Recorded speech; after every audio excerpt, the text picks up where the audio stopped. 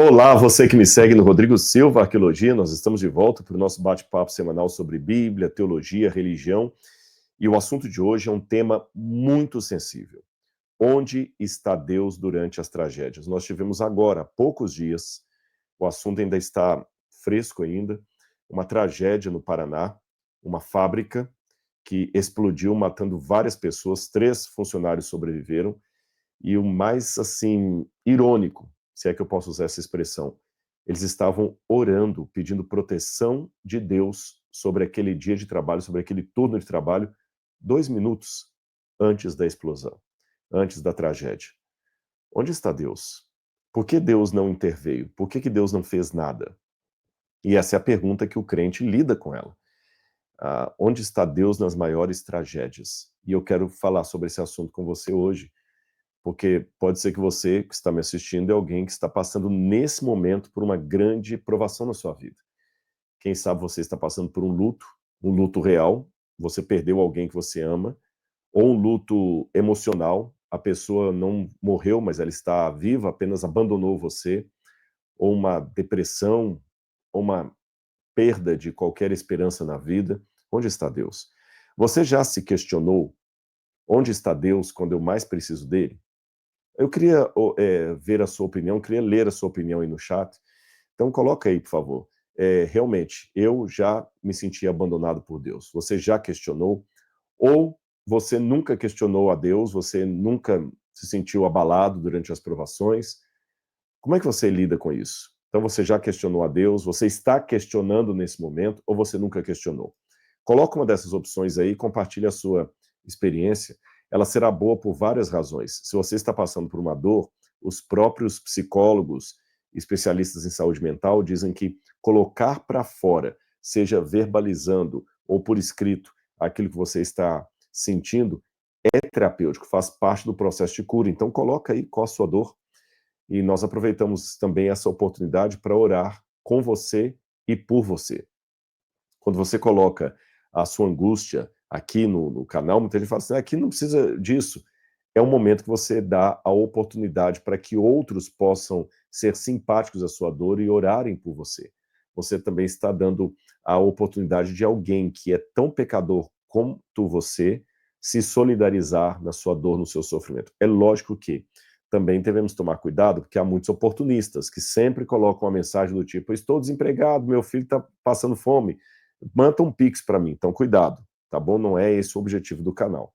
Nós estamos falando aqui de orações. Não que eu seja contra a solidariedade material de dar a ajuda financeira para quem está precisando. Eu ajudo a manter ONGs e outras coisas mais. Eu sei o que é trabalhar pela solidariedade, mas não é o canal aqui para fazer isso, porque a gente não sabe realmente quem está do outro lado. Mas se você está precisando de uma oração, verbalize isso através de uma mensagem, tá bom? Coloque o que está passando no seu coração, ore por alguém também. Talvez parte da sua dor pode ser curada se você esquecer um pouquinho o seu problema e ser um pouquinho simpático ao problema do outro. A palavra simpatia, simpático, vem do grego sympathos, significa sentir junto, sentir com o outro, sofrer com o outro, tá bem? E antes de entrarmos nesse assunto à luz da Bíblia, eu vou explorar mais um pouquinho essa história que aconteceu no Paraná, vou explorar essa história com muito respeito, com muito tato, porque eu estou falando de vidas perdidas, de pessoas enlutadas, e pode ser que alguém que está assistindo o meu vídeo nessa noite é alguém que é até parente ou conhecido daqueles que morreram ali, ou mora perto, ou de alguma forma tem uma relação com aquela tragédia. Então tem que falar com muito respeito, mas ao mesmo tempo à luz da Bíblia Sagrada. Onde está Deus nas maiores tragédias? Por que que Deus deixou morrerem ali no Paraná pessoas que tinham acabado de orar pedindo proteção a ele e ele não fez nada? Se essa é a sua dúvida, fique comigo até o final dessa live, porque nós vamos conversar sobre isso. Aproveitando o ensejo, eu tenho 2 convites para fazer para você. Se você quer aprender mais sobre Bíblia, sobre arqueologia, você deveria participar do nosso congresso, o 2º Congresso Internacional de Arqueologia e Ciências Bíblicas do UNASP. Será dos dias 22 a 25 de outubro. Então, aqui nesse vídeo, você já tem o link, você pode se inscrever, você virá aqui ao NASP e você sempre terá pessoas gabaritadas do Brasil e do exterior falando sobre arqueologia, sobre Bíblia, sobre ciências bíblicas. Haverá acadêmicos dos Estados Unidos, de Israel, por exemplo, de Israel, vem o professor Eyal Meron, um dos maiores historiadores que por muito tempo foi professor da Universidade de Bar-Ilan, e ele é responsável por muitas pesquisas arqueológicas envolvendo o período do Segundo Templo e a vida de Jesus de Nazaré. É fantástico ouvir o doutor Eyal Meron. Temos também professores da Universidade Hebraica que estarão conosco, professores da USP, daqui do NASP, da Universidade Andrews dos Estados Unidos, e teremos você também participando conosco, aprendendo da Bíblia, conhecendo pessoas para um bom network, visitando o Museu de Arqueologia. Os que vieram no ano passado podem garantir que o congresso valeu a pena, e muitos deles já estão se matriculando para voltarem esse ano. Então, venha participar conosco. O segundo convite que eu quero fazer é o seguinte: no ano passado nós tivemos a nossa pós-graduação em Arqueologia, História e Interpretação da Bíblia, e glória a Deus por isso, foi um sucesso. Mas esse ano nós, por causa do sucesso do ano passado, muita gente comentando positivamente acerca da pós-graduação e elogiando, e a gente fez um questionário, olha, o que precisamos melhorar, o que você colocou como pontos altos. E foi assim, a maioria absoluta falaram, amei, faria de novo, não foi dinheiro perdido, eu recomendaria a pós-graduação.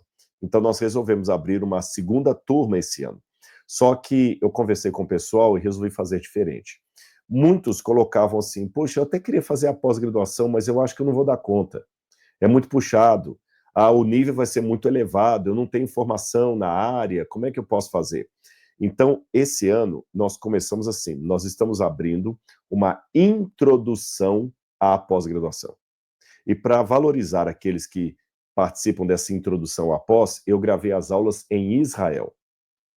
Lembra da cidade de Corazim?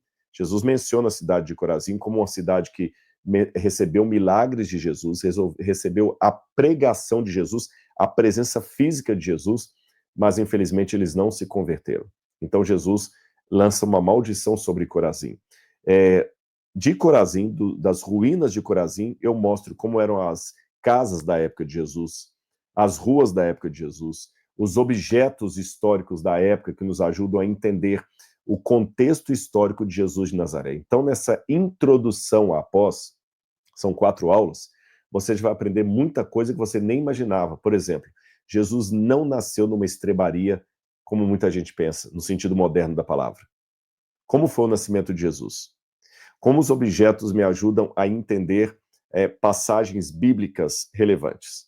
Então, se você quer aprender mais sobre Bíblia e quer, assim, ter essa degustação para tomar a sua decisão se você fará ou não a nossa pós-graduação, então você vai clicar no segundo link, que está aqui também na descrição desse vídeo, e nesse segundo link você vai fazer a inscrição para a pós-graduação, perdão, para a introdução à nossa pós-graduação. E você vai ganhar um certificado. Fica tranquilo que você vai ganhar um certificado. O certificado vai ser dado pelo NASP, que ganhou nota máxima no Ministério de Educação, né, quando eles avaliam os centros universitários, o NASP ganhou nota máxima, e o NASP vai dar um diploma para você aí, tá bom? Então fique ligadinho conosco. Muito bem, meus queridos, eu estou com os slides já aqui na ponta para apresentar para vocês. Vamos falar dessa tragédia. Essa tragédia é apenas um exemplo, ela não é única. Várias outras tragédias já aconteceram ao longo da história e elas se repetem dia após dia, e por mais otimista que você seja, uma tragédia pode acontecer em sua vida a qualquer momento. Ninguém está isento de receber um telefonema com uma notícia ruim. Ninguém está isento de sentir um sintoma ruim e o médico dar um laudo preocupante sobre a sua saúde. Ninguém está isento. Você pode morar na Vieira Solto, no Rio de Janeiro, ou pode morar na periferia de Fortaleza. Você pode morar num triplex caríssimo ou numa choupana na beira do rio. Todos nós podemos, a qualquer momento, receber uma notícia trágica. Eu não estou sendo pessimista, Tanto que alguém fala: "Ih, Rodrigo, não quero nem ouvir sua live, tá sendo pessimista". Não, é a realidade da vida. Cada vez que você, ganha algo bom nessa vida, você corre o risco de sofrer porque perdeu aquilo. É ótimo amar e constituir uma família, mas com o casamento vem o risco da viuvez, com os filhos vem o risco de perder um filho, uma dor que você não teria se não fosse pai ou mãe. As tragédias estão batendo aí. E como nós, cristãos, podemos lidar com as tragédias, mesmo tendo perguntas tão sérias como a do vídeo de hoje? Onde está Deus nas tragédias?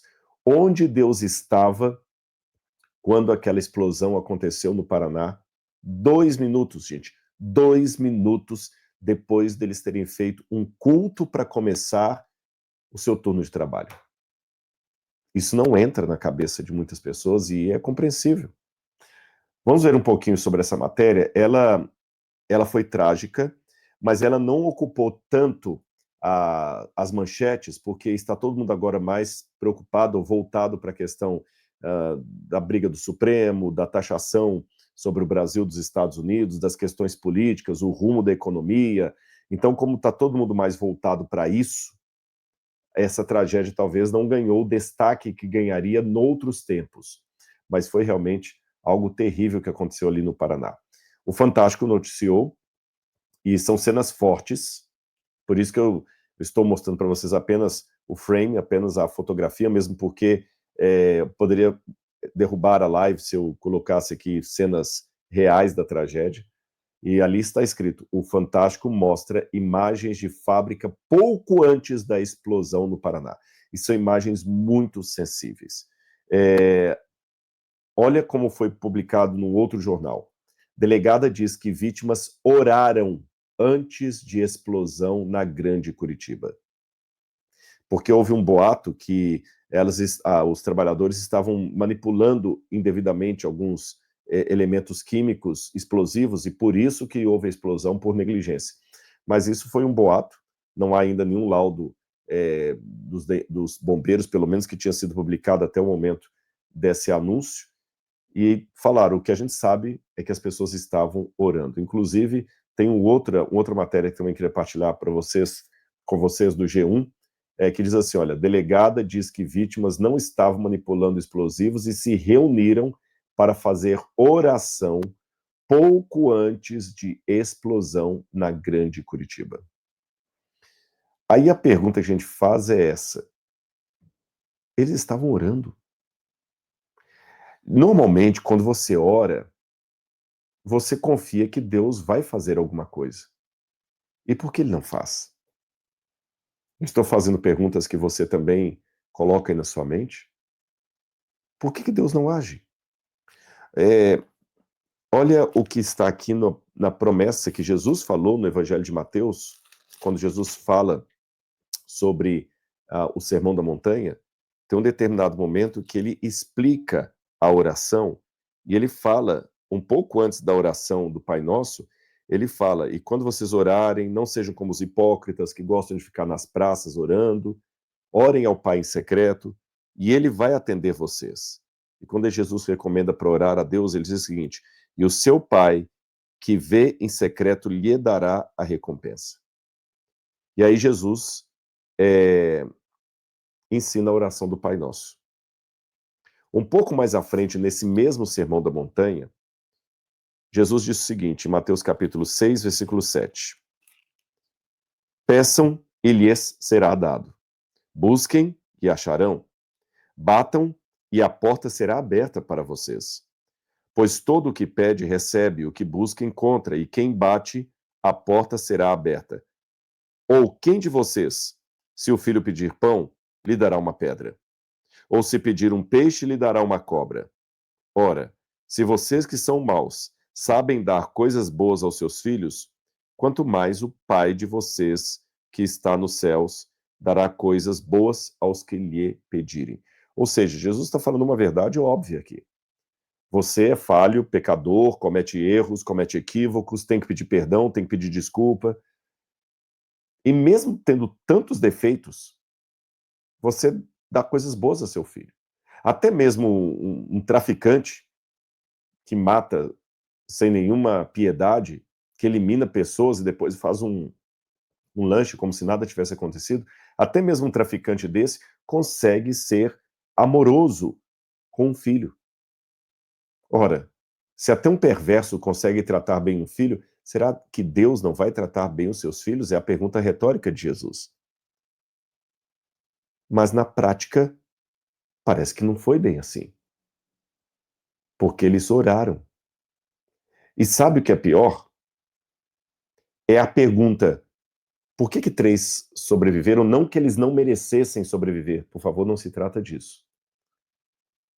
Mas 3 sobreviveram e por uma fração de segundos, porque, pela matéria, parece que eram 2 moças e um rapaz, elas foram acho que ele foi ao banheiro ou a algum lugar, e por estar ali, antes de começar a trabalhar, a explosão aconteceu e ele não sofreu nada, ele não teve praticamente nada, e essas 2 meninas tiveram escoriações, porque elas tinham ido exatamente em poucos segundos para trás de uma parede, que as protegeu do impacto. Mas foi questão de segundos. 3 segundos antes que a bomba tivesse explodido, essas meninas também teriam morrido.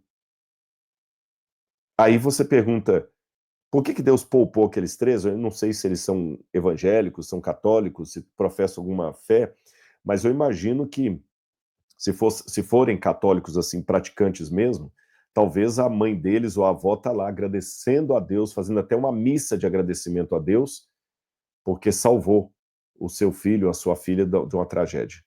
Mas, ao mesmo tempo que está se fazendo uma missa de ação de graças, está se fazendo uma missa de sétimo dia, pelos demais que não foram salvos por Deus.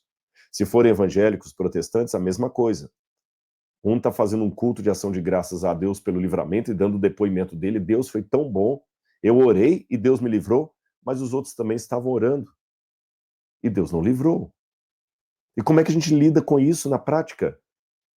Como é que a gente lida com a realidade que tem alguém dando glórias a Deus por um livramento e na mesma igreja o outro chorando porque não houve livramento? E aquele que se livrou estava no mesmo acidente do outro que perdeu os filhos? Como é que a gente lida com isso? E como cristãos devemos nos perguntar. Principalmente porque essa é uma pergunta que já vem desde os tempos da Bíblia Sagrada. Ela não é nova. Jesus mesmo falou na cruz: Deus meu, por que me desamparaste? Ele estava reproduzindo um salmo de Davi do Antigo Testamento. O Salmo 73, um salmo de Asaf, também fala do problema, nesse caso aqui, da prosperidade dos maus, porque aqui eu estou falando de uma realidade que eram todos trabalhadores e teve a explosão, alguns sobreviveram, outros não.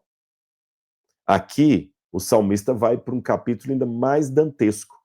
É quando você vê uma pessoa ímpia, não é o caso da fábrica, mas são casos da história. Uma pessoa ímpia que não vale nada, ele sobrevive enquanto os outros morrem. Sabe, aquele camarada que era justamente o bandido, ele escapa da morte, e o outro que era um pai de família morre. O Salmo 73 diz assim: de fato, Deus é bom para com Israel e para com os de coração limpo. Quanto a mim, porém, quase se me resvalaram os pés. Pouco faltou para que se me desviassem os meus passos. Por quê? Porque eu invejava os arrogantes ao ver a prosperidade dos maus. E ele fala em determinado momento: só em parar para refletir sobre isso, achei muito pesada a tarefa para mim. Depois você lê na sua casa, o Salmo 73 é um salmo muito forte e honesto. Onde está Deus nas tragédias? E olha essa ironia aqui, já que a gente está falando de pessoas que escapam, olha o Carlos, a história do Carlos. O Carlos Evandro, ele foi demitido, ele até saiu a matéria no G1 do Paraná, funcionário demitido um dia antes da explosão no Paraná, que matou 9 pessoas, sobreviveu a acidente com 6 mortos em 1993. Eu tenho aqui a foto do Carlos, perdão, eu vou colocar aqui de volta, eu tenho a foto do Carlos, quando ele trabalhava na fábrica, e do acidente. E olha que ironia, ele está com um capacete com a marca da CIPA. que é a de proteção e segurança do trabalho. Ele era da CIPA. E ele foi demitido um dia antes. Eu imagino ele chegando em casa, contando para a mulher assim, a empresa me mandou embora, nessa época de crise financeira, como é que eu vou arrumar outro emprego? E no outro dia teve um acidente. E aqui ele lembrou que em 1993, as fotos que estão do outro lado em preto e branco, são fotos do acidente de carro, onde várias pessoas morreram e ele sobreviveu. Ele lembrou de novo da tragédia. Eu tenho aqui a próprio depoimento do Carlos. Ele falou assim, que o repórter perguntou, o que você sente? Aí o Carlos respondeu, é uma mistura de sentimentos. Primeiro dá uma tristeza, você fica gelado, depois o calor de saber que Deus salvou a minha vida.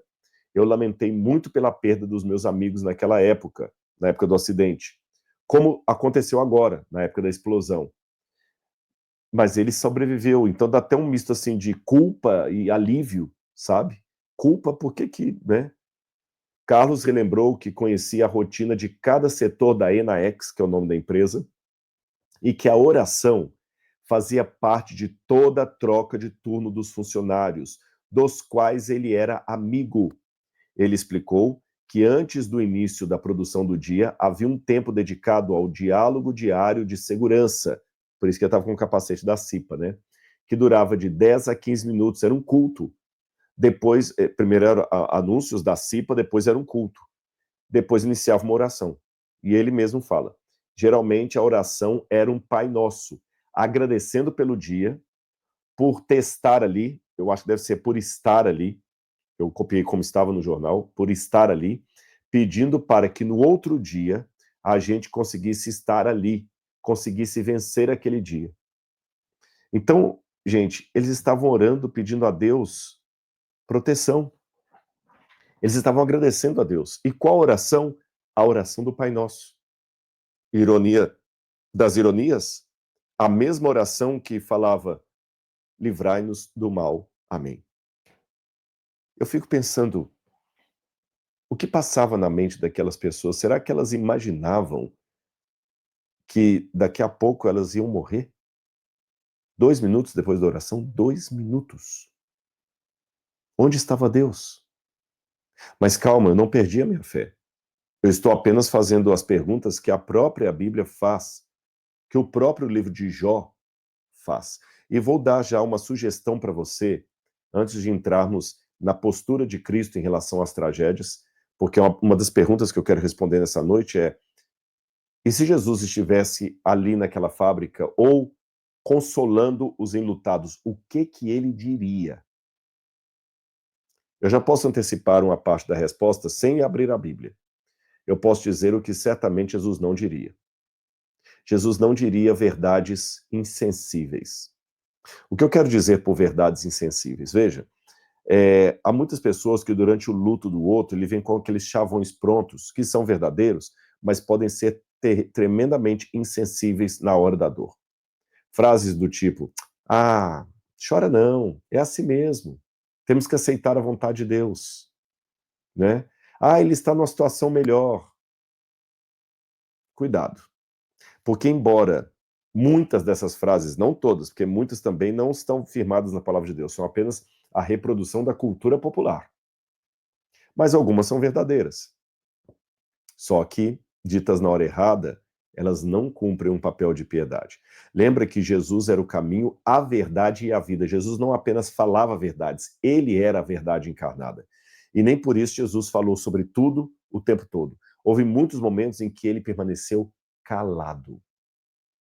Então não é porque algo é verdadeiro que tem que ser dito a qualquer momento, de qualquer modo. Há momentos em que o silêncio é ouro. E uma das coisas que eu já percebi na minha experiência de aconselhamento é que na maioria absoluta das vezes, quando alguém vem trazer um problema para você, ele não quer uma solução, porque ele sabe que talvez você não a tenha.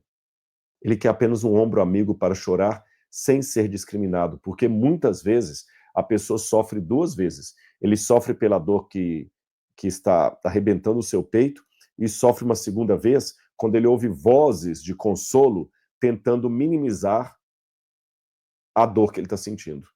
Ah, não fica assim não. Lá em Minas falando, chora não, boba. Não é assim não. Teu boba, né? É a nossa característica de mineiro. Não chora não, é assim mesmo. Ó, você não pode chorar. Cuidado para não ser como os amigos de Jó. Na plataforma Bíblia Comentada tem um estudo só sobre o livro de Jó, e quem dá esse estudo é o doutor Reinaldo Siqueira, especialista em Antigo Testamento. E ele explica muito sobre o erro dos amigos de Jó. E o erro. Depois, se você é aluno do Bíblia Comentada, assista lá a aula sobre Jó. Se você não é, torne-se aluno do Bíblia Comentada e você vai ver lá. Os amigos de Jó não erraram porque mentiram.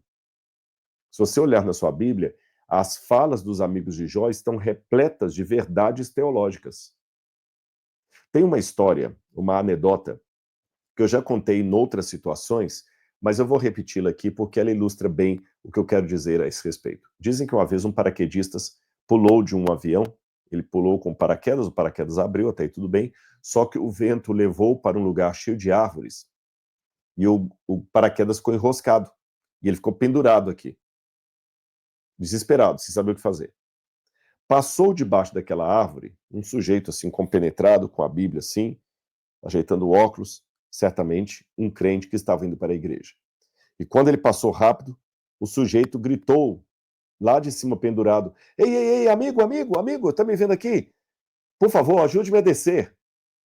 E o crente olhou para cima: hoje, oh glória a Deus, um paraquedista. O senhor é paraquedista, né? Sim, sim, eu sou um paraquedista. Você me ajuda a descer? Ajudo, ajudo. Outra coisa, o senhor é da aeronáutica, porque eu estou vendo que o senhor está de uniforme, tem a patente, e patente é alta, né? Meu amigo, eu sou da aeronáutica, você vai me ajudar a descer ou não vai? Vou sim. Uma outra coisa, o senhor pulou de um avião que passou há pouco, porque eu estava vindo para cá, eu escutei o barulho de um avião voando baixo, e era avião militar. Eu pulei daquele avião, acertei, eu sabia. E o vento trouxe o senhor para cá, não foi? Foi. Aí tem mais uma coisa, o senhor também é... só um minuto, interrompeu o paraquedista. Agora é minha vez de perguntar, você é crente, né? Sou sim, senhor. Como o senhor sabe? Por causa da Bíblia? Ele falou assim: não, é porque você está falando um monte de verdade que não serve para nada. Hum, verdades que não servem para nada. Eu me lembro de uma outra história de uma senhora em Belo Horizonte que eu conheci muito, eu a considerava tia, de consideração, ela não era tia de verdade, e ela tinha um comportamento de sempre estar em tudo enquanto é velório, consolando as pessoas. Ela gostava de estar, não só consolando, ela gostava de administrar o velório. Ela gostava de estar ali, chamar o padre para encomendar o corpo e, e ajudar ali, e servir um cafezinho na casa das pessoas. Naquela época havia muito velório dentro das casas. E um certo dia ela foi levar o filhinho mais novo dela na escola, e quando ela voltou, ela viu a rua dela com algumas pessoas assim, era rua de chão batido, então os vizinhos ficavam nas portas, e ela viu a vizinha chorando copiosamente. Ela pensou: a mãe da vizinha morreu, vou lá consolá-la. E já chegou para a vizinha falando assim: ô fulana, sua mãe, né? Não chora não, filha. Nós temos que aceitar a vontade de Deus. Sua mãe está numa situação melhor, ela está no céu. Aí a vizinha, enxugando as lágrimas, falou com ela assim: não, fulana, não é mamãe não, ligaram aqui para casa agora. Naquela época nem toda casa tinha telefone, então um vizinho que tinha, o telefone dele é que dava o recado para os demais. Ligaram aqui em casa agora, eu não sei como é que te dá a notícia. O seu filho mais velho morreu afogado. Encontraram o corpo dele hoje de manhã. O filho tinha ido para um passeio. Ela, naquela hora, começou a tremer, gaguejar e perdeu a fala. E ninguém consolava essa mulher. Veja, o exemplo que eu estou dando, esse segundo, ele é com muito respeito à dor de uma mãe que perdeu um filho. Não estou minimizando essa dor. Ela até já morreu também, isso aconteceu nos anos 70. Eu não quero de maneira nenhuma ser desrespeitoso com a dor dessa mãe. Mas permitam-me usar essa ilustração apenas para ilustrar ou referendar o que eu estou falando com vocês. Muitas vezes o consolo que eu francamente abro a boca para passar para o outro não serve para mim.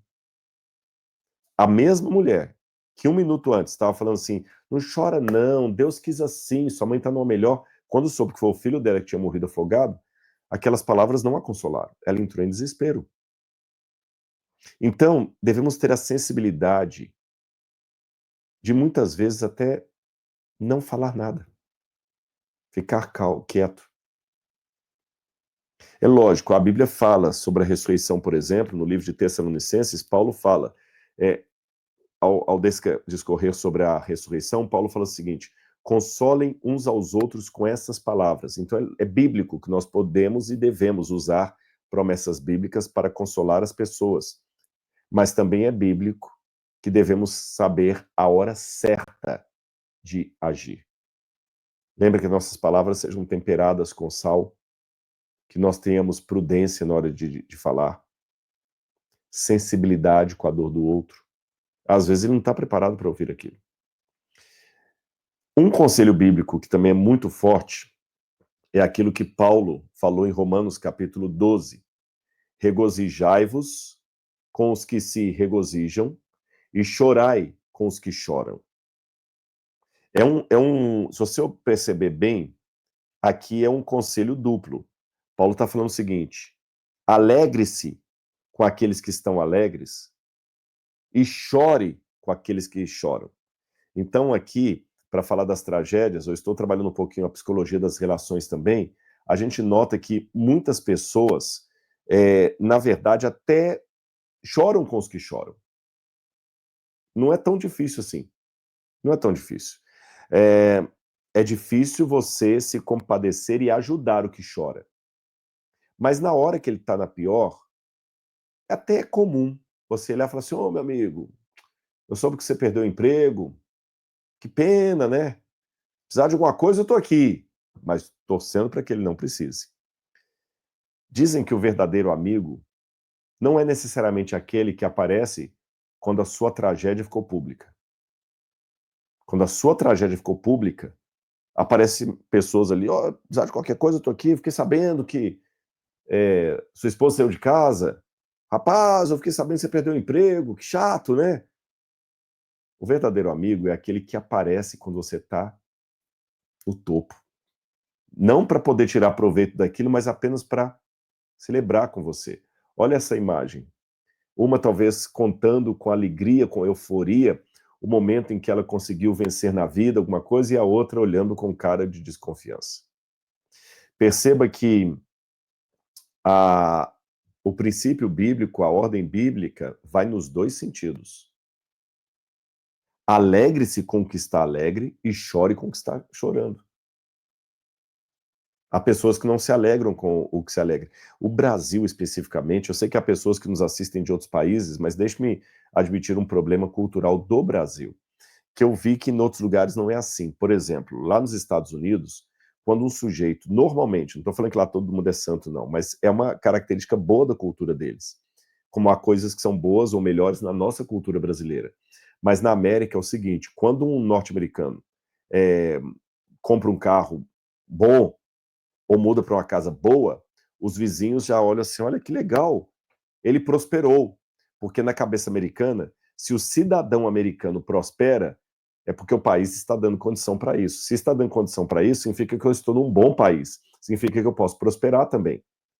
Então há uma alegria com a prosperidade do outro, porque a prosperidade do outro significa que está tudo indo bem, entendeu? Tanto é que na América eles incentivam muito o consumo, de maneira exagerada, sabemos, mas eles incentivam muito o consumo porque se estão comprando é porque o país está bem. Se o país está bem, é porque o país tem recurso. Então as pessoas ficam felizes quando o outro adquire bens. No Brasil, ao contrário. Quando alguém adquire o bem, é ofensivo. Compra um carro 0 quilômetro e põe ele estacionado na porta de sua casa, dependendo de onde você mora. Se o carro não for riscado, você vai ouvir comentários do tipo assim: sei não, esse carro aí, hein? A pessoa não tem onde cair morto, deve tá devendo até o fio do cabelo. Ah lá, ó, o inconsequente, comprou aquele carro zero, duvido que ele vai conseguir pagar. Parece que tem que ter uma invalidação. A felicidade do outro me agride. Curta com o outro, então alegre-se com o que está alegre e sofra com quem está sofrendo. Sofrimento real. Essa é a verdadeira simpatia ou empatia. Palavras que em grego significam sofrer com, sentir. Em ou sim, em grego é com, ao lado de, pathos, sentimento, sofrimento. Então sofra com o outro. Agora, O que muitas vezes a gente experimenta foi um sentimento que os alemães deram nome para ele. É um palavrão, viu? Não no sentido de calão, mas no sentido de palavra grande, é essa palavra em alemão, a palavra Schadenfreude. Schadenfreude, quando você traduz diretamente do alemão, significa algo como desgraça, Schaden, Freude, alegria. Então seria uma desgraça na alegria. Esse é o nome de um sentimento. Freud falou sobre isso aí, a psicanálise falou do Schadenfreude. O que é o Schadenfreude? Eu vou explicar para você. Os brasileiros deram nomes para alguns sentimentos que nós não temos no outro idioma. Por exemplo, nós demos o nome saudade, que não tem em inglês. Eu já ouvi falar que em albanês tem uma palavra para saudade, mas até onde eu conheço, em inglês não há uma palavra, um substantivo para saudade, nem em espanhol. Você cria uma frase quase, né? Eu te extraño, eu sinto a sua falta, ou em inglês, I miss you, que seria mais ou menos o mesmo sentido. Mas não tem um termo, um substantivo para saudade. Nós, brasileiros, demos um nome para esse sentimento. Tá certo? Os alemães deram um nome para um sentimento muito perigoso que acontece todas as vezes que nós ouvimos falar de uma tragédia. Eu vou explicar o mecanismo psicológico para você. E Freud explicaria isso melhor do que eu. Está nos livros de Freud. Nós temos um medo muito grande da tragédia, da desgraça, e o nosso inconsciente está o tempo todo alerta contra sinais de ataque. Nós temos um instinto de sobrevivência que o Criador nos deu, que faz parte praticamente do nosso DNA. Por isso que o seu organismo está sempre fazendo de tudo para proteger você. Aí, quando você escuta uma história de tragédia, uma vizinha que foi assassinada, uma menina que foi tomada por violência na rua e alguém fez algo ruim com ela, um sujeito que bateu o carro, o outro que foi assaltado, na mesma hora, o seu inconsciente pensa em você e nas pessoas que você mais ama. Pode olhar, se você ouve uma história de uma adolescente que foi morta pelo namorado na escola, e você tem filha adolescente, a primeira coisa que dá vontade é ligar para sua filha para saber se está tudo bem. Não é? É mais ou menos assim que funciona. E se você sabe, você está passando na rua e tem um acidente, você, nossa, dá até medo depois de pegar um carro, quando você quase acidenta. Então, o nosso organismo, para não entrar em pânico, ele cria no inconsciente uma explicação sentimental, não necessariamente racional, para aquela tragédia que chegou até os seus ouvidos. Por exemplo, ele bateu o carro. Mas também ele corria muito. A menina foi agarrada lá no ponto do ônibus, mas também ela andava de madrugada com roupa muito indecente, vindo sozinha da balada. A vizinha foi morta pelo marido, mas também ela foi casar com um cafajeste. Esses tipos de explicações totalmente insensíveis que vêm à nossa mente é uma maneira de nos acalmar para não entrarmos em pânico. É uma maneira que o cérebro tem de nos iludir com a esperança de que nós estamos fora da possibilidade daquela tragédia, porque nós não somos assim. Então, quando você fala, ele bateu o carro, porque também ele corria como louco, eu não corro. Logo, eu não bateria meu carro. A menina foi agarrada lá no ponto do ônibus, que ela estava com roupa indecente, voltando sozinha da balada. Bom, a minha filha não usa roupa indecente, não vai para balada. Então, isso não vai acontecer com minha filha. A vizinha casou com um cafajeste. Bom, eu, como não vou casar com um cafajeste, isso não vai acontecer comigo. Esse sentimento vem. E aí, para piorar, muitas pessoas exteriorizam esse sentimento na hora do luto, na hora do pranto, na hora da dor de alguém. Isso é muito simples. A Bíblia fala muito. Quer ver? Olha, vou dar um exemplo para vocês bíblico aqui. Olha essa passagem aqui. Obadias, capítulo 1, versículos 12 e 13, quando Deus denuncia o Schadenfreude dos edomitas, que alegraram com a desgraça de Judá. Olha o que o profeta Obadias disse. Não devias ter olhado com prazer para o dia do teu irmão, no dia da sua calamidade. Não devias ter te alegrado sobre os filhos de Judá no dia da sua ruína. nem ter falado de boca cheia no dia da angústia. O problema é que muitas pessoas no Schadenfreude, eles nem demonstram tanto a alegria, eles mascaram esse sentimento com um ar de justiça. Ah, aquela menina não devia usar aquela roupa, por isso que aconteceu aquilo com ela. Essa mulher não deveria casar com esse sujeito, mas na verdade tem um alívio. É mais ou menos como se você fosse o único sobrevivente de um acidente de ônibus. Enquanto você está comemorando, outros estão sofrendo, enterrando seus entes queridos. Isso é Schadenfreude. Eu não estou falando que é pecado você ter o sentimento do alívio, de maneira nenhuma. Não é pecado. Não é pecado você, ai senhor, obrigado, porque eu mudei do assento na hora que o caminhão virou e o meu assento foi esmagado. Não é pecado você agradecer a Deus e sentir esse alívio. Não é pecado, eu repito. O pecado é quando você usa a sua bênção não para glorificar o nome de Deus, mas para tornar a dor do outro pior. Entendeu a diferença? Ela é muito sutil. A oração, por exemplo, a oração é pecado? De maneira nenhuma que a oração é pecado. Mas dependendo do modo como você ora, a oração pode se tornar um pecado. Algo a ser corrigido e denunciado, não elogiado. Por isso que eu li a passagem de Jesus. Quando vocês orarem, não sejam como os hipócritas que ficam gritando em pé nas praças e tudo mais. Então não é toda oração que está correta. Assim como não é toda oração que agrada a Deus, não é todo alívio que é legítimo. Quando o seu alívio se transforma em frases de desdém pela dor do outro, quando o seu alívio se torna em frases de tá vendo? Eu sou melhor do que você, isso aconteceu com você porque você não seguiu o que eu sigo. Quando o seu alívio é uma maneira de se tornar insensível à dor do outro, o seu alívio é uma blasfêmia perante Deus. Percebeu? Agora, eu vou dar um exemplo bíblico de algo que aconteceu na época de Jesus, e nós não temos muitos detalhes históricos a respeito disso, mas um achado arqueológico recente em Israel pode nos dar uma luz. Eu quero ler para vocês aqui o texto que está em Lucas capítulo 13, versículos 1 em diante. Eu vou colocar aqui na tela para vocês a famosa queda da Torre de Siloé.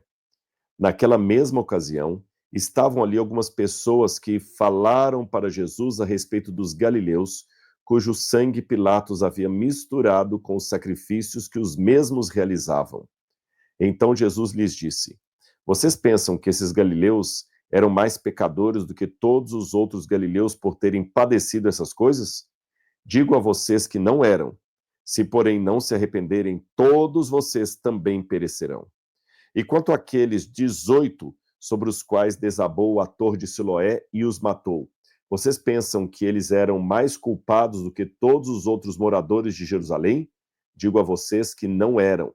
Mas se não se arrependerem, todos vocês também perecerão. São dois episódios aqui.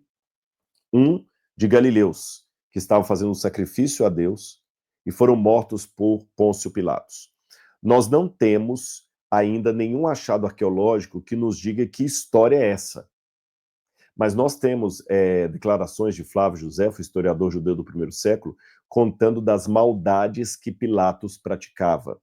E como ele realmente mandava matar pessoas porque insistiam em ser religiosas e piedosas demais. Por exemplo, teve uma vez que Pilatos quis entrar no templo e ele estava ostentando insígnias pagãs. E um grupo de judeus mais religiosos tentou impedi-lo. Ele mandou matar aquelas pessoas com ar de crueldade. Então, pode ser que Jesus esteja se referindo a alguma história, alguma tragédia de religiosos judeus, galileus, no caso, que foram mortos impiedosamente por mão de Pilatos. E aquilo deveria estar nos tabloides, assim como a tragédia do Paraná está hoje. E Jesus falou assim: vocês pensam que vocês são mais santos do que aqueles homens que sofreram na mão de Pilatos? Cuidado, porque se vocês não arrependerem, vocês também perecerão. E a tragédia de Siloé? Bom, A Torre de Siloé, ela provavelmente foi encontrada agora, recentemente. Vou mostrar para vocês aqui. Durante um tempo, as pessoas pensavam que o tanque de Siloé era um lugar bizantino, da época de Eudóquia, que não tem nada a ver com a época de Jesus. Até que Ron Reich e Eli Shukron, dois arqueólogos, foram chamados para uma arqueologia de resgate, porque a prefeitura de Jerusalém estava fazendo um reparo numa tubulação nessa parte aqui. E quando eles fizeram o reparo, descobriram escadarias. Estão vendo aí? Eles começaram a escavar essas escadarias e descobriram que eram restos, olha aqui, ó, de uma piscina da época de Jesus. A piscina de Siloé. A piscina de Siloé. Aí você tem uma tenda, né? Você vê uma cobertura lá, uma sombra, onde os arqueólogos já estavam escavando, limpando toda a área, as escadarias, mas você está vendo do lado esquerdo umas árvores? Pois é, a escavação só poderia ir até ali, porque isso aqui era uma propriedade privada e os donos não permitiam a continuidade das escavações.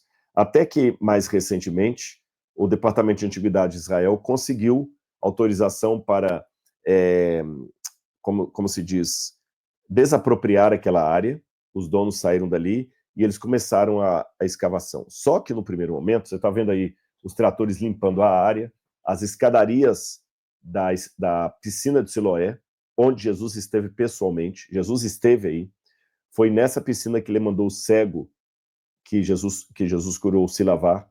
Mas quando os tratores limparam, qual foi a decepção? Que havia um buraco. Muitos até questionaram se poderia ser a piscina de Siloé ali ou não. Hoje, a explicação que dão é que talvez ali fosse uma piscina romana que foi ampliada na época de Pilatos, e essa piscina talvez tinha espaço até para batalha naval. Isso é muito interessante. Mas ela ainda continuava funcionando como um tanque de purificação dos judeus. E aqui, olha, tem um desenho de como eles imaginavam que seria o tanque de Siloé, como eles imaginavam, e como eles descobriram agora que o tanque era. Vocês estão notando? O tanque era diferente. Eu vou mostrar de novo como eles imaginavam quando começaram as escavações. E agora que limparam toda aquela parte, perceberam que o tanque é diferente. Ele tem um paredão de pedras, como se fosse quase uma barragem. Tá vendo que ele está no meio de um vale ali, o Vale Tureano, ali que fica em Israel. Então tem o vale e o tanque de Siloé está ali, ó, umbicado no vale. E ele não era quadrado, não era uma piscina olímpica. E você nota duas setas que eu coloquei aí. Uma seta verde e uma seta vermelha. Essas duas setas são duas torres que foram encontradas ali. E a seta verde demonstra ser uma torre da época helenística que foi reparada. E a outra torre já seria do período romano.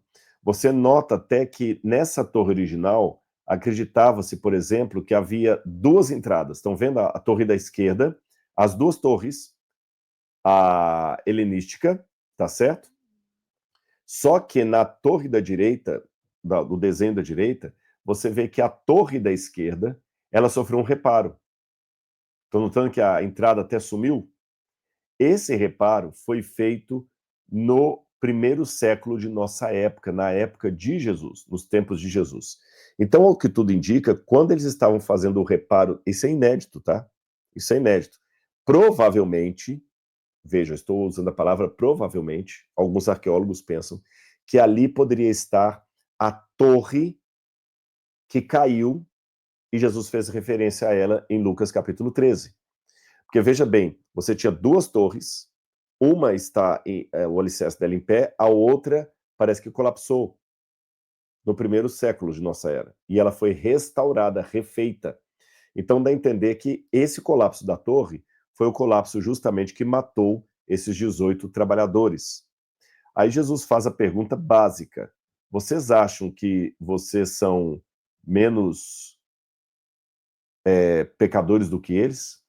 Note bem, hoje a pergunta que as pessoas fazem diante da tragédia é: onde estava Deus? Essa é a pergunta de hoje. Onde é que Deus estava que não impediu a morte daquelas pessoas? Na época de Jesus, a pergunta seria diferente. A pergunta seria: o que eles fizeram.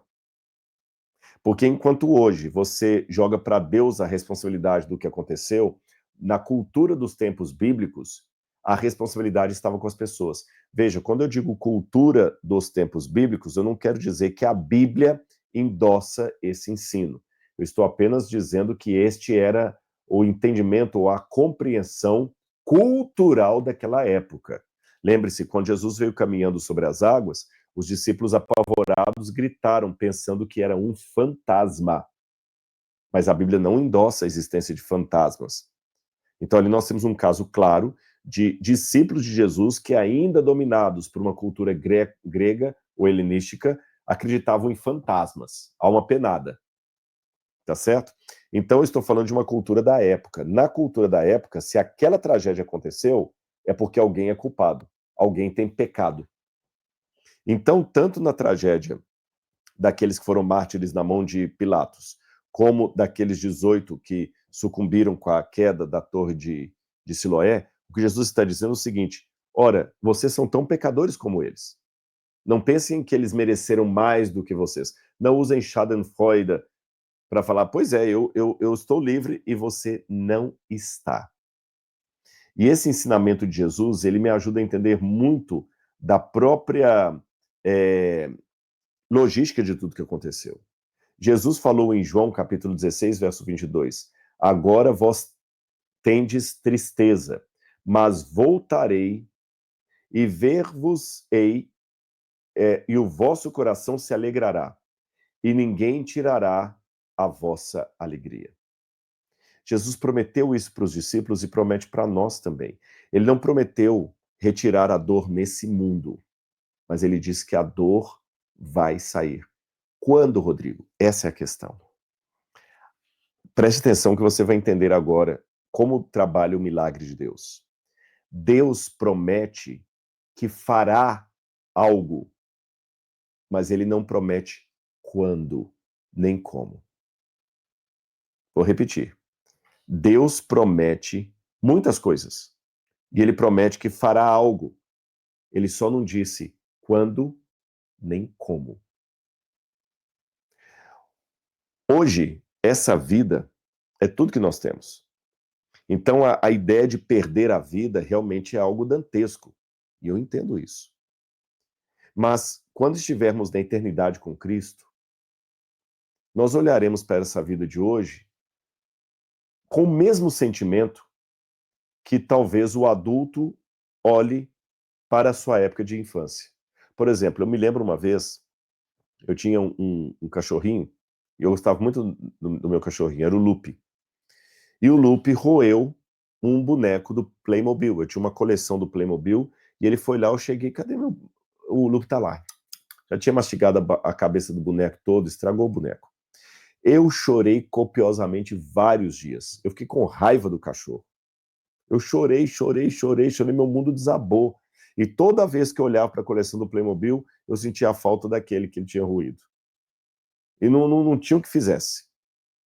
Hoje, que eu sou adulto, que eu não brinco mais de Playmobil, eu olho para aquela dor da infância e penso, gente, eu chorei por causa do negocinho de plástico. Criança às vezes chora por causa do negócio de plástico. Para ela é importante, mas para mim, enquanto adulto, sinceramente, se eu ganhar de presente um Playmobil, ele vai ficar num canto aí, não vou brincar com aquilo mais. E se ele sumir, não vai me fazer diferença nenhuma.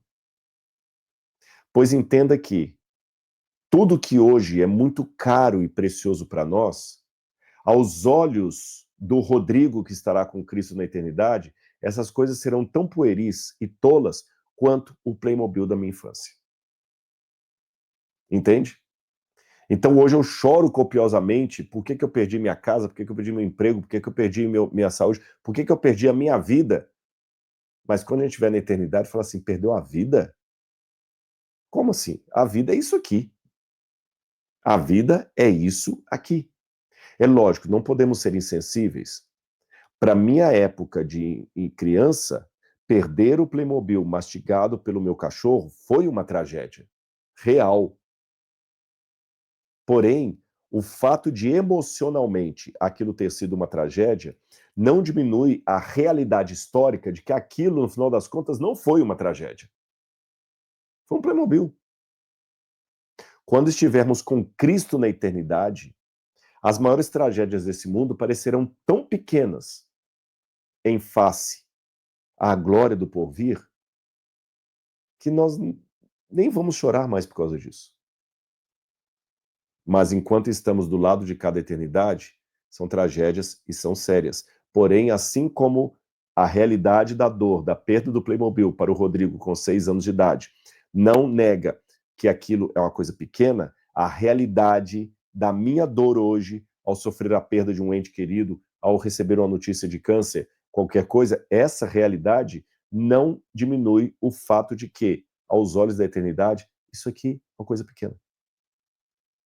Não estou tirando de você o seu direito de chorar, nem de gritar. O próprio Jesus chorou no túmulo de Lázaro. O próprio Jesus gritou na cruz do Calvário: Deus meu, por que me desamparaste? Em outras palavras, por que o Senhor está fazendo isso comigo? Então você tem o direito bíblico de desabafar, de dizer: Senhor, está doendo. Mas assim como a sensação de alívio do Schadenfreude, que eu expliquei, não deve ser transformada numa vociferação de insensibilidade, o seu direito de chorar pela sua dor não pode se transformar numa perda da fé em Deus. Sabe por quê? Deus vai cumprir o que ele prometeu. Ele só não falou quando. Há muitos milagres na Bíblia, mas há muitos não milagres também. Muita gente me pergunta: Rodrigo, por que hoje não acontecem os milagres como eram nos tempos da Bíblia? E eu levo as pessoas a verem que há também muitos não milagres na Bíblia. Por exemplo, um anjo foi à prisão de Filipos e libertou Paulo e Silas. Oh, glória! Imagina um anjo ir à prisão e libertar você. Mas quando Paulo esteve diante do carrasco romano para ser decapitado, não apareceu anjo nenhum. Um anjo apareceu em sonhos a José e livrou o menino Jesus de morrer sob as mãos de Herodes. Um anjo livrou Jesus das mãos de Herodes quando ele era pequenininho. Mas nenhum anjo livrou Jesus das mãos de Anás e Caifás, nem de Pôncio Pilatos, nem da multidão que clamou por Barrabás. Percebeu? Orar com fé é ter a convicção que Deus pode fazer tudo. Mas orar com fidelidade é continuar agarrado com Ele, mesmo que Ele resolver não nos atender naquele momento. No caso específico de Jesus, é curioso porque há uma promessa no Antigo Testamento, havia uma promessa no Antigo Testamento, várias, aliás, sobre o Messias, e uma delas é que o Messias não veria corrupção, que Deus não deixaria o Messias padecer. Só que quando você lê no hebraico, ali está dizendo que ele não deixaria o seu corpo ficar na morte. E alguém pode perguntar: Jesus não é o Messias, porque se ele fosse o Messias, como ele é o Messias, sendo que ele está sendo crucificado? Se ele fosse o Messias, o Pai deveria intervir agora, impedindo a crucifixão dele, para que se cumprisse todas as promessas messiânicas do Antigo Testamento, onde Deus prometeu a Davi: eu protegerei o seu filho, o Messias, o seu descendente, eu serei um pai para ele, ele será um filho para mim. Olha, se Deus vai proteger Jesus, como é que não protegeu da morte? Ora, lembre-se que a história terrena de Jesus não termina com a crucifixão, termina com a ressurreição no domingo. Se essas pessoas que morreram na explosão são pessoas fiéis a Deus, que entregaram o coração a Deus, e eu não tenho por que duvidar que não eram, elas estavam orando antes de começar. Quem disse que Deus não vai cumprir nelas aquilo que ele prometeu?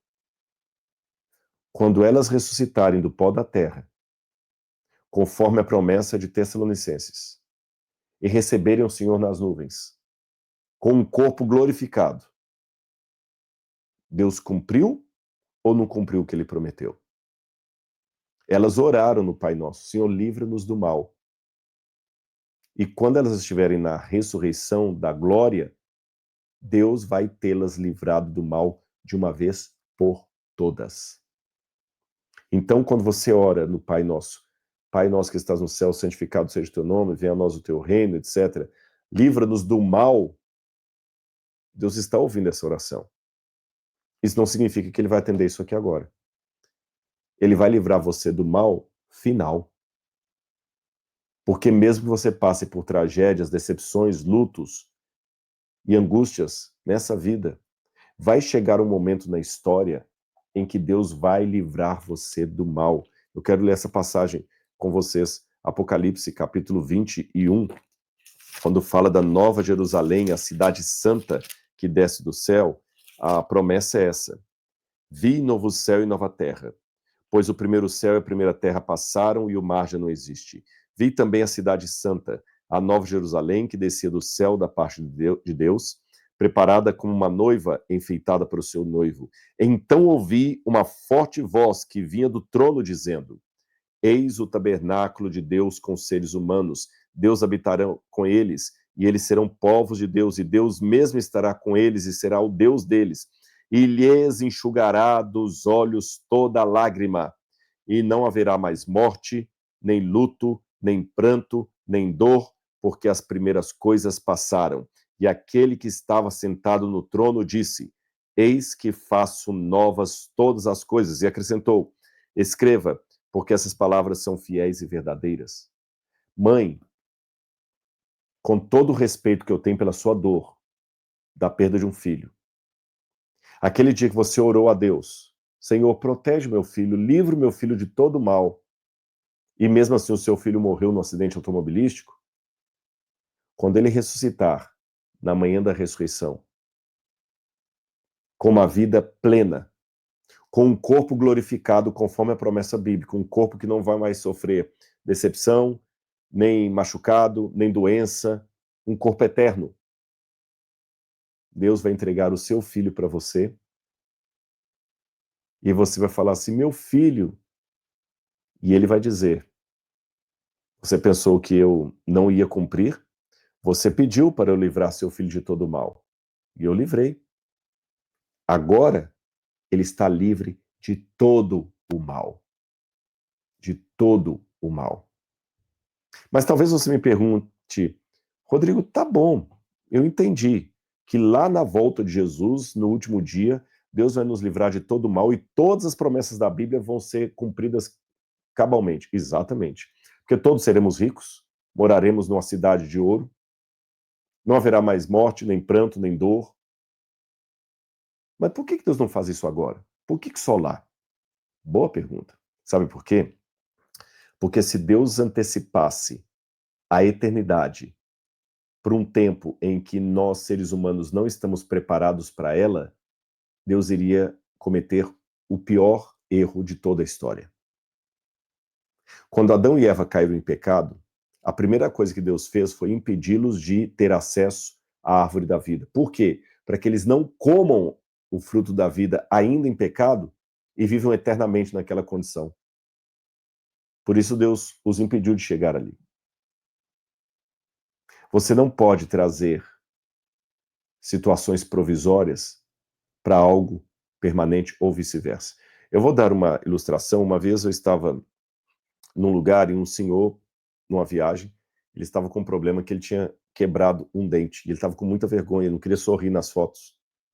Eu ajudei aquele senhor na viagem, era um outro país, e nós fomos até um dentista no hospital ali. Eu traduzi, o dentista pegou e colocou uma massa e falou com ele assim: olha, não dá tempo de fazer um tratamento, você tem que seguir viagem com o grupo. Eu vou colocar uma massa provisória.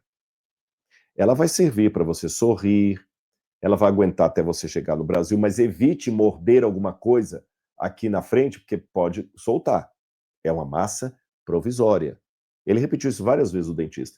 E quando chegar no Brasil, procure o seu dentista e troque o provisório pelo permanente. Aí você vai ter um restauro bem feito. O moço ficou feliz. Durante a viagem, o dente provisório funcionou. Eu não sei se ao chegar ao Brasil, ele procurou um dentista, talvez tenha procurado.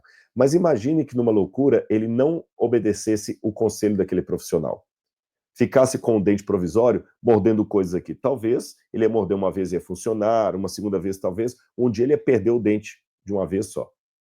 Ou quem sabe, ao escovar os dentes, ia começar a dar uma infiltração ali naquela massa provisória, e essa infiltração ia acumulando ali dentro, de repente ele ia precisar no futuro fazer um tratamento de canal muito pior do que simplesmente um restauro. Coisas provisórias devem durar apenas provisoriamente. Percebeu? Então, assim como aquele sujeito da viagem não deveria ficar com o dente provisório, Deus trazer hoje para essa vida provisória uma realidade eterna seria cometer o mesmo erro. Nós não estaríamos preparados para isso. É por essa razão que os milagres que Jesus opera, na verdade, não são milagres definitivos. Jesus não ressuscitou ninguém, ele apenas adiou a morte da pessoa. Porque Lázaro depois morreu por outra causa. O filho da viúva de Naim, que Jesus ressuscitou, o jovem, ele morreu depois por outra doença. Percebe? Os leprosos que Jesus curou de lepra morreram depois por outra causa mortes.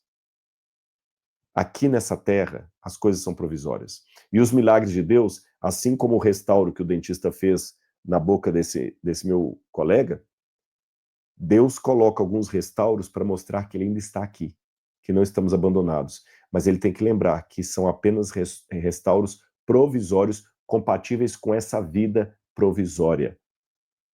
É como se alguém, por piedade, comprasse um outro Playmobil e me desse na infância. Eu ia ficar feliz com o outro Playmobil. Mas é apenas para resolver aquele problema. Não é um Playmobil que ia me dar felicidade eterna. Eu quero terminar essa fala aqui com uma ilustração para vocês. Essa ilustração de inteligência artificial, ela traz muito à tona uma história de um pai que tinha perdido a esposa num acidente e ficou ele e o filhinho em casa. Ele não quis ir para casa de parentes e ele estava na sala chorando muito, e pensando: como é que eu vou criar meu filho? Por que Deus deixou isso acontecer? Oh Deus! Era um homem religioso. E no escuro, tateando assim, o filhinho: papai, papai. Ele enxugou as lágrimas no escuro: vem cá, papai tá aqui. Dá a mão pro papai. O menino veio: tô com saudade da mamãe. Ele falou: eu sei, eu também tô, meu filho. Mas eu tô aqui para cuidar de você. O menininho falou assim: papai, eu tava com medo de ficar sozinho, porque tá tão escuro aqui em casa, o senhor não acendeu a luz, mamãe não tá aqui, eu estou com saudade, eu estou com medo, está escuro. Aí o menino tateou assim e falou: mas eu sei que o senhor tá comigo. Mesmo sem ver o seu rosto, eu sei que o senhor tá aqui. E daqui a pouco o menino dormiu. Que confiança, hein? Ele botou o menino no sofá assim, ajoelhou-se e fez das palavras do filho o teor da sua própria oração. Ele falou: pai, estou com saudade da minha esposa, está escuro nesse mundo e eu não consigo ver o seu rosto. Mas eu sei que o senhor está aqui. Ajude-me a dormir em paz. Muitas vezes nós queremos ser bem-aventurados, queremos fazer parte da lista dos bem-aventurados de Jesus, mas não queremos ser aqueles que choram, aqueles que têm fome e sede de justiça, não queremos ser aqueles que foram perseguidos por causa da justiça, queremos ser apenas os bem-aventurados. Tudo bem, é normal, ninguém é masoquista, ninguém gosta de sofrimento, eu não gosto de sofrer. Mas temos a confiança que se Deus permite alguma tragédia, Ele ainda é Deus. Mesmo que não tenha nenhuma explicação humana, nenhum porquê, nenhuma razoabilidade, Ele ainda é Deus. E eu digo para você, Ele não falhou em atender a oração daqueles que morreram na tragédia do Paraná. Ele só não respondeu a oração deles agora. Mas Ele responderá quando soar o som de trombeta e descer do céu e os mortos em Cristo ressuscitarem primeiro. Acredite nisso. A eternidade é o nosso alvo. O resto, por mais importante que seja, é provisório. Que Deus abençoe sua vida e o conforte mesmo em meio à dor, à desilusão, o luto, a perda. Vamos orar pelos que tiveram essa tragédia em sua vida. Vamos ser simpáticos a quem está precisando do nosso apoio, amigo, nesse momento. E deixe também aqui o seu pedido de oração nos comentários. Vai ser muito bom ler o que você está precisando nesse momento. Que Deus abençoe vocês, meus queridos. Um grande abraço e até o nosso próximo encontro. Tchau, tchau.